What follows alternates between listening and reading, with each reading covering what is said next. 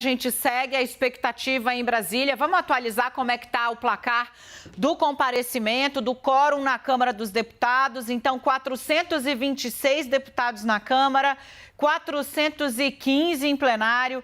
Margem de segurança ali seria de cerca de 490 deputados no plenário. Ainda não entrou, então, portanto, em votação a chamada PEC dos precatórios, que ajuda o governo a rolar a dívida que ele já teria de ter quitado por decisão judicial, para abrir espaço ali para o pagamento do Auxílio Brasil e outras cocitas más. E essas outras cocitas más é que preocupam também muita gente do mercado financeiro, que ouve ele. Ouve o que esse homem que vem aqui agora no 360 conversar com a gente está dizendo nos jornais, nas redes e nas análises. Felipe Salto, muitíssimo boa tarde. Se você não conhece o Felipe, ele é diretor executivo da Instituição Fiscal Independente, o IFE, que é do Senado Federal e se tornou aí ao longo dos anos, criado por iniciativa de Tasso Gereissati, se tornou ao longo dos anos uma das estruturas mais confiáveis de análise da nossa saúde, digamos assim, fiscal e orçamentária. Você me ouve bem, meu caro?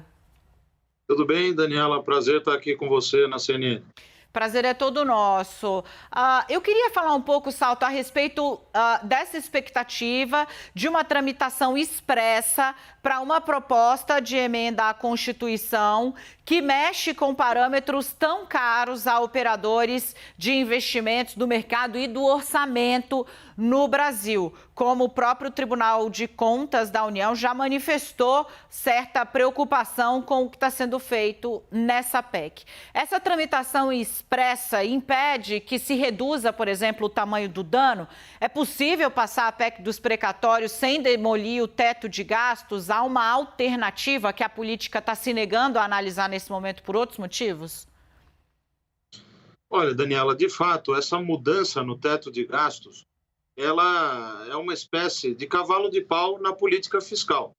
Porque, veja, o teto não é a última maravilha do mundo, mas ele, desde 2016, tem ajudado a manter as expectativas sob controle, tem ajudado a alimentar aquela ideia de que o dinheiro não cai do céu, de que existe uma restrição orçamentária. O que está acontecendo agora é que, na iminência de ter um ano eleitoral, em que você necessariamente tem essa pressão por gastos maiores, aí surgiram duas ideias. Primeiro, o calote nos precatórios. Então, você tem 89,1 bilhões para pagar no que vem, vai jogar para frente 47,4 bilhões se o texto passar do jeito que está ali na Câmara agora. No caso do teto, a outra saída para complementar essa bolada é trocar de maneira retroativa, olha o truque, né? De maneira exata, a engenharia. Trocar de maneira retroativa a fórmula como o teto sobe. Quer dizer, então, em vez dele subir pouco, ele vai subir mais. A ideia foi a seguinte: vamos usar uma inflação mais alta, que foi a inflação de dezembro, desde 2017, 18, 19, 20 e 21.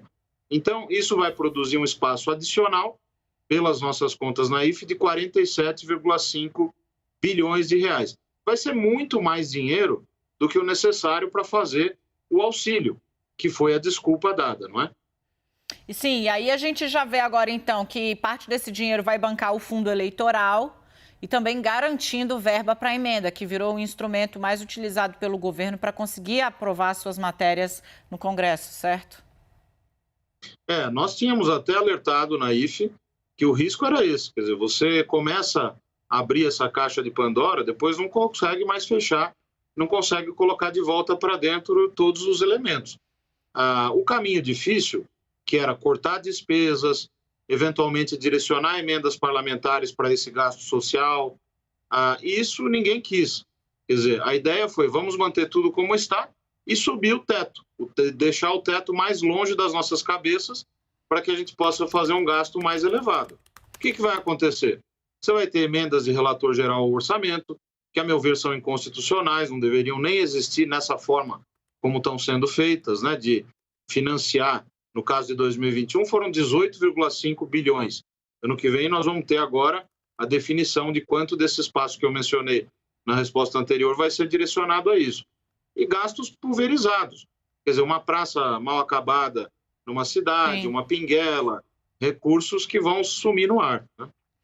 Deixa eu transformar aqui essa conversa numa conversa de efetivamente gente grande. Vem para cá, Fernando Nakagawa, o entrevistado. A gente está ouvindo o Felipe Salto, é um dos caras que virou uma baliza para investidores, para o mercado, para o Congresso Nacional da Saúde das Contas Públicas no Brasil. Naka. Obrigado, Dani. Felipe, queria te ouvir sobre este item que você mencionou que talvez seja até inconstitucional, que são as emendas de relator.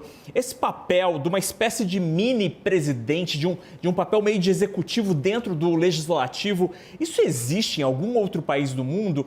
E levando-se em conta que, como o mundo político indica que vai aprovar a PEC, se tudo isso passar, como é que você acha que deveria ser a discussão para tentar arrumar as contas públicas na eleição do ano que vem? O que seria necessário na eleição do ano que vem para resolver este problema gerado eventualmente por essa PEC?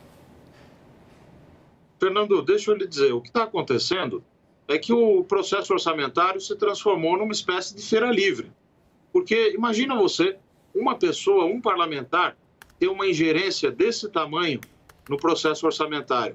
Como o orçamento é rígido, você, se for o caso de 16 bilhões na mão do relator geral para esse tipo de emenda, já vai ser um absurdo, mas pode ser um valor ainda maior. E nos últimos anos tem sido assim, quer dizer, esse virou o novo instrumento para conseguir ter espaço para esse tipo de emenda, contrariando, inclusive, a lógica das emendas individuais, das emendas de bancada, que estão previstas na Constituição e que são regradas, quer dizer, você tem regulamento. Elas não podem passar de um percentual da receita corrente líquida, o valor é corrigido pela chamada regra do teto, ou seja, pela inflação. Agora abre-se esse espaço chamado emendas de relator geral, o classificador orçamentário até ficou famoso, que é o RP9, para simplesmente fazer gastos que o executivo quer, que os parlamentares da base aliada querem. Então, isso nada tem que ver com os princípios da impessoalidade, da transparência, enfim, que são princípios que deveriam balizar todo esse processo de alocação do dinheiro público, porque é disso que nós estamos falando. Então, quando isso acontece, a verdade é que a gente tem aí um trabalho de reconstrução para a partir de 2023 que vai ser muito grande. O teto de gastos, na verdade, acabou. Naka, quer fazer um complemento rápido? Porque eu vou trazer também o Kenzo Matida na sequência, já fica aqui conosco. Mas seria possível reorganizar ou refazer esse teto a partir de 2023? Eu acho que é sempre possível. O problema, Fernando, é que a gente tem uma certa facilidade, a gente é pródigo em criar regra. É bom de escrever legislação, PEC, projeto de lei, e até de fazer regras como o teto de gastos, mas não é bom de cumprir. Na hora de cumprir, na iminência do rompimento, vamos mudar a regra. Ou então precisamos gastar mais, vamos mudar a regra. Então veja que o Brasil nunca descumpriu regra fiscal. Ele sempre vai mudando ao sabor da conjuntura. Aí perde credibilidade, o dólar sobe, os juros sobem, quem paga é a população mais pobre. Kenzo, vem para cá. Obrigado, Dani. Salto, eu gostaria de saber o seguinte, muitos especialistas falam, e parece ser um denominador comum, a necessidade desse auxílio aos mais vulneráveis, né?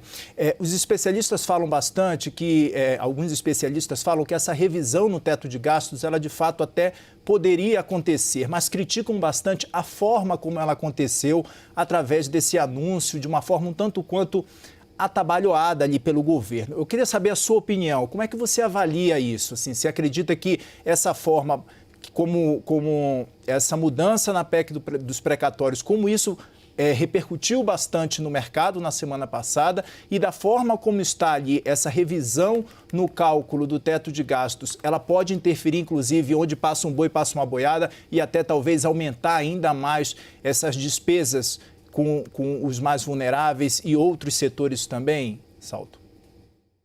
Olha, boa pergunta. Eu entendo que a despesa social ela é importante, porque fica parecendo que quem é a favor da responsabilidade fiscal, do teto, é contra o gasto social. Ao contrário, nós mostramos no relatório de acompanhamento fiscal na semana passada que seria possível dar um aumento no Bolsa Família, respeitando o teto e pagando o precatório. Agora, não teria um centavo para a emenda de relator geral. Teria que fazer uma contenção no gasto discricionário, que é o gasto não obrigatório.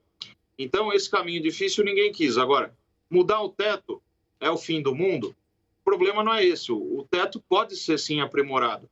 você tem várias propostas de como aprimorar e tal. O que está sendo feito agora não é um aprimoramento, é uma mudança feita sob medida, ou seja, por que usar a inflação de dezembro no lugar da inflação de junho? Fica até mais difícil, porque quando você manda o orçamento, em agosto, não se sabe qual vai ser a inflação no fim do ano. Aí tem toda uma estratégia colocada no texto dessa PEC, que o Executivo vai ter que mandar projeções atualizadas, imagine você, para o Congresso ao longo da tramitação da peça. É mais ou menos o que acontece com a receita e a despesa, né? Porque vão projetando e vira uma peça de ficção, né? A arrecadação nem sempre se concretiza, assim como a despesa também, como a gente vê, explode, que é o que está acontecendo agora. Desculpa, Salto. Isso, é isso mesmo, Daniela. Agora, o que acontece é o seguinte, eles fizeram a conta e viram o seguinte, de 2017 para cá, lembrando que 2017 é um percentual fixo lá que foi utilizado de 7,2% para corrigir, mas a correção acumulada atual seria de 32%.